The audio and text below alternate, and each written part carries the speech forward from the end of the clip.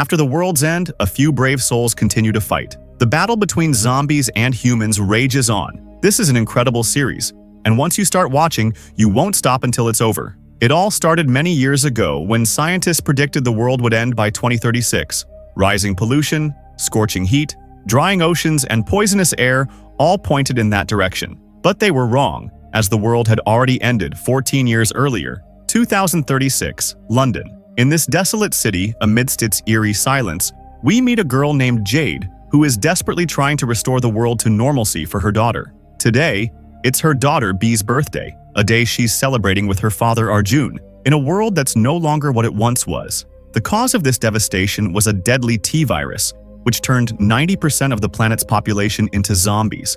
Over these 14 years, zombies remained just as vicious, but with no intelligence to guide them. And today, Jade still witnessed that same mindless aggression. While updating her base with this information, Jade stood up to leave when her hand was cut by the sharp metal of a container. In an instant, the zombies caught the scent of her blood and began to charge toward her. Jade ran for her life and reached a place protected by their security system. Just as she thought she was safe, a zombie caught her, but Jade fought back, killing the zombie and activating a safety button. In an instant, a ring of fire enveloped her, protecting her from the zombies, who were scorched and perished outside the circle. Jade let out a sigh of relief, but just as she did, the ground beneath her started to tremble. Suddenly, a massive monster broke through the ground. Jade sprinted away, but the creature followed her relentlessly, catching her and tossing her with immense force onto a car. She was knocked unconscious. At that moment, a group of armed survivors arrived and shot the monster dead. They revived Jade, and when they noticed the tattoo on her arm, they recognized her as one of the survivors from Raccoon City,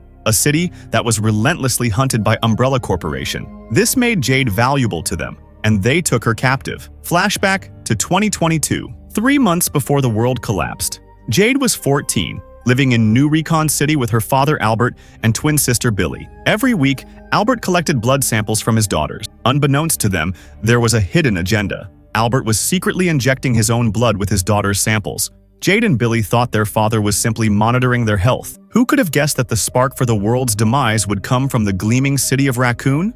At that time, Albert was working on a drug named Joy for the Umbrella Corporation, which had very dangerous side effects. 4 doctors in Tijuana had already fallen victim to it, leading Albert to want to perfect the drug before it could be marketed. However, Umbrella was determined to push forward, having already created viruses like AIDS, and they would not back down. Present day. When Jade regained consciousness, she found herself in a safe haven occupied by the Brighton Freehold scavengers. After Umbrella City's collapse, a few survivors remained, and Umbrella had placed a bounty on them. Tate, the leader of the scavengers, struck a deal with Umbrella, trading Jade in exchange for the bounty. What Tate didn't know was how manipulative and self-serving Umbrella was.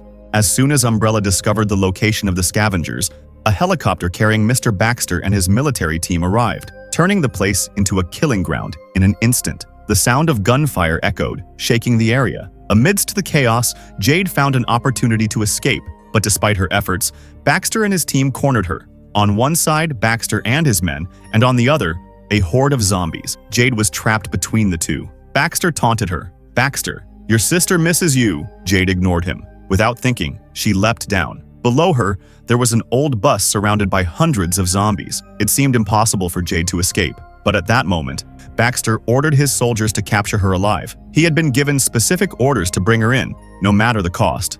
His soldiers began fighting off the zombies to protect her. And just as things seemed dire, a man drove a jeep into the scene and rushed to rescue her. It was Tate, the same man who had pointed a gun at Jade earlier. Despite the chaos, Jade managed to climb into the jeep, and they made their escape. They sped off, but soon they reached a narrow tunnel, its entrance lined with sharp, rusted metal pipes that could easily tear through her body. Jade screamed as the jeep neared, but just as they reached the mouth of the tunnel, the man slammed on the brakes. Before he could explain his plan, zombies attacked and killed him. Jade managed to break through the sunroof and climb inside, driving the jeep through the zombie horde to escape. The story shifts to the past, where we see Jade's sister, Billy, visiting their father's company. There, she witnessed some rabbits being led downstairs, trapped in cages. This sight shocked Billy, who had always loved animals. Her father had never told her that his company tested on animals, and even the internet had no record of this. Billy and Jade then made a plan to expose Umbrella's secrets. Billy knew that the main door to the company had a voice security system, and there were no guards. Everything was automated. Jade stealthily stole her father's phone and security badge, and the two sisters took off on a scooter to the company. Once inside, they used her father's phone to open the main gate. To hide their faces from the cameras, they wore headlamps.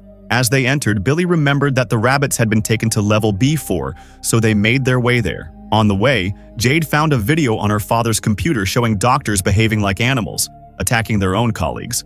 The Umbrella Army was seen taking out these infected doctors. Jade's focus remained on that video. At the same time, Billy found a security box, which she opened using her father's badge. Inside was a dog that immediately attacked them. Chaos ensued, and emergency sirens blared. All exits were locked, and the sisters were trapped with the aggressive dog. In a panic, the dog attacked Billy, biting her viciously. Jade grabbed a fire extinguisher, and after a struggle, killed the dog. But by then, Billy had been badly injured. As Billy's condition worsened, it seemed like she might not make it. Jade sat there, crying in despair. Back in the present, Jade had reached Dover, a place heavily controlled by Umbrella. Guards were stationed everywhere, and Jade had to find the right person to help her escape. She struck a deal with a man who promised to help her, and Jade anxiously awaited the boat that was supposed to depart that night. Then, something miraculous happened. Billy regained consciousness. Her father soon arrived, looking frantic. His first question was about Billy's wounds. Without wasting any time, he sent them home via a back route, sternly instructing them not to see a doctor. When Jade asked why, her father harshly scolded her and then deleted all the hard drives from the computer to ensure the incident remained secret. He smeared the blood on the floor on his face and clothes and waited for Umbrella's forces to arrive. When the Umbrella team reached them, Albert claimed that someone had hacked their system, causing the dog's cage to open, and in self-defense, he had to kill the animal. Evelyn, the head of Umbrella Corporation, arrived soon after, and despite thorough questioning, no one knew the real truth. Albert deceived everyone, returning home to tell his daughters that the dog had been sick and undergoing treatment. He sternly told them not to tell anyone about what had happened. Jade, confused, asked why they couldn't speak the truth or take Billy to the hospital. Albert explained that if Umbrella found out, they would arrest them. And since the building housed highly classified government projects, if the truth came out, they might never be reunited. Billy and Jade promised to keep the secret between them. The next morning, Albert checked Billy's wound again. It seemed to be healing, but Billy still felt nauseous. Meanwhile, Jade secretly searched the internet for Umbrella's confidential information, but every website she tried was blocked by Umbrella's firewall. Jade had been looking for ways to unlock the blocked websites, which Umbrella's firewall had restricted. Finally, she sought help from Simmons, the son of the Umbrella CEO. Simmons, a brilliant hacker, was also a classmate of Jade. In exchange for her necklace, Simmons unlocked a post from the blocked site. The post contained shocking information that a man had been bitten by one of Umbrella's lab animals, and soon after, he went insane and began attacking humans. Jade immediately messaged the post's author, Angel Rubio, and told him that a similar animal had bitten one of her friends.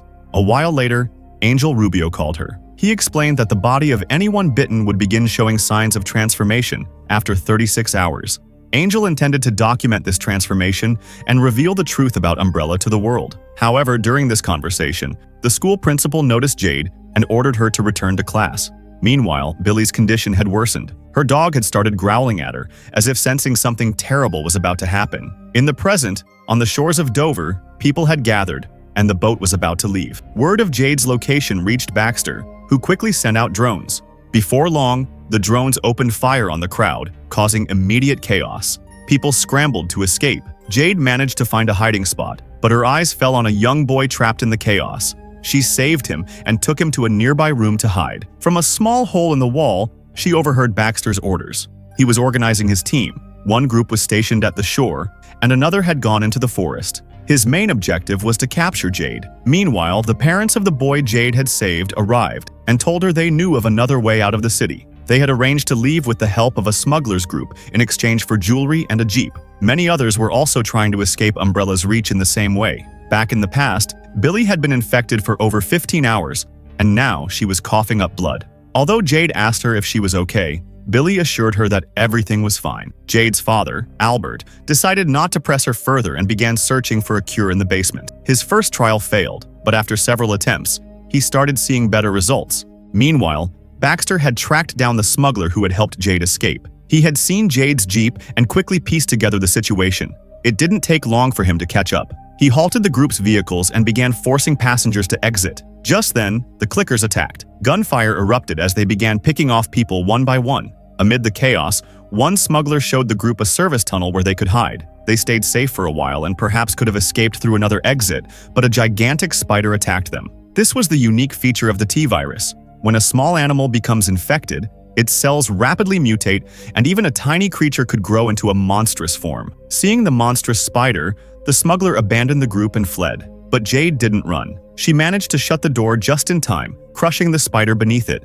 As they moved forward, Jade realized the child she had saved was already infected. His parents were taking him to the Brotherhood, believing they had the cure. Jade tried to explain to the woman that there was no cure and that she needed to leave the child behind, but the woman refused. Jade left them behind and continued on her path. When she stepped outside the tunnel, Baxter was already waiting for her. Just as she was about to be caught, a bullet struck Baxter's shoulder. Members of the Brotherhood, who had been hiding nearby, ambushed the Umbrella soldiers and captured both Jade and Baxter. Meanwhile, Billy, infected for over 33 hours, began showing signs of further transformation. She started seeing things and couldn't tolerate loud noises or sunlight. Jade explained to her what Angel Rubio had said. In 36 hours, Billy would become like those who had been infected. Despite Jade's doubts about Angel's words, Billy didn't have time to waste. She said, "If I only have 3 hours left, I won't sit here waiting for death." So, Jade took her to a party where school kids were going wild. Back in the present, Albert's 345th test had failed, and he knew the consequences were near. The Brotherhood had captured both Baxter and Jade and taken them to their stronghold. They had made a bunker their base, where nearly 300 zombies were held captive. Jade was shocked when she saw some zombies working under the control of a female zombie. She realized the virus was advancing and that one day, zombies might develop the ability to think. Soon, both Jade and Baxter were presented before the Brotherhood leader. Upon meeting, Baxter threatened the leader, "Let us go, or your stronghold won't survive." The leader's men quickly overpowered Baxter. Before they could harm Jade, she said, "I'm not from Umbrella. They've kidnapped me because I'm researching how to destroy the T-virus." The leader responded, "This cannot be stopped. It's a curse from God, and those who are still alive are chosen by God." Hearing this, Jade punched him in the face. They were both captured, and as they were locked up, Baxter said, "You did the right thing punching him. You're just like your sister, who is desperate to meet you." Jade replied, "My sister died when she was 14. I don't know who you're talking about." The story then shifted back to the past, where, at the party, Simon arrived. Jade got so lost in his words that she forgot about her sister. Meanwhile, everyone else at the party was eagerly waiting for Billy's performance. Billy, however, felt resentful, thinking, "When I only had 3 hours left to live, my sister was lost in someone else." Back in the present, Baxter asked Jade to help him escape. They made a deal. If they got out alive, he would let her go free and tell Umbrella that she was dead. Jade agreed and helped him unlock the cell door. Their plan worked. Baxter killed the guards and freed his soldiers. But escaping wouldn't be easy. Guards were posted everywhere. Then Baxter came up with an idea.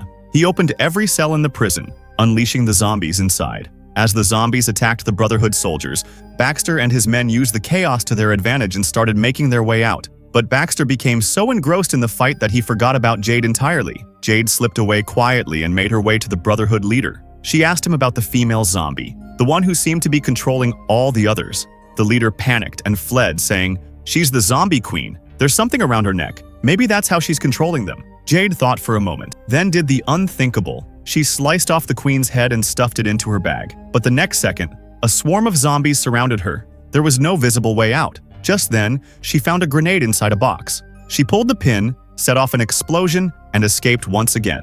A bit further on, she met up with Baxter again, who had found an exit, a narrow ladder leading upward. Jade jumped and climbed the ladder just in time, but Baxter's bullets had run out. The zombies overwhelmed him. He was torn apart. Somehow, Jade made it out of the bunker, alive. Back in the past, Angel Rubio arrived at the school party, asking around for Jade Wesker. One of the boys mistook him for a cop, and suddenly chaos erupted. In the confusion, Jade and Angel locked eyes. They recognized each other instantly. Jade grabbed Billy and hid. Meanwhile, Albert was driving all over the city trying to find his daughters. But Jade was stuck dealing with Angel Rubio. Angel shouted loudly, "The person who got bitten is in danger." That's when Billy stepped forward. She wanted to know everything. Angel explained that the virus directly attacks the brain and turns the host into a terrifying monster. Jade, however, didn't believe him. To prove his point, Angel told her about the original Raccoon City disaster. Everyone believed it was caused by a gas leak, but the truth was far worse. The T-virus had spread rapidly, infecting thousands.